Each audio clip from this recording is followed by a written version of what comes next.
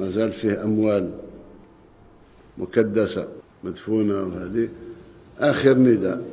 آخر نداء لإخواننا للأموال هذه ما راهاش مستعملة في الاقتصاد الوطني باش يضخوها في الاقتصاد الوطني. أعطينا ألف ضمان. تصريح مباشر من رئيس الجمهورية لكل من يكدس أمواله بدل وضعها بالبنوك رغم الضمانات العديدة المعطاة لهم.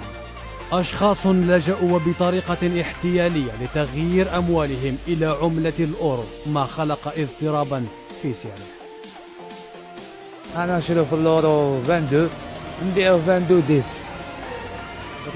اللي يسحق الأورو مرحبا به. أنا نشرو فيه 22 خويا ونبيعو فيه 22 10. الآخر اللي نشري فيه أنايا 22 وكي نبيعو رانا نبيعو فيه 22 10.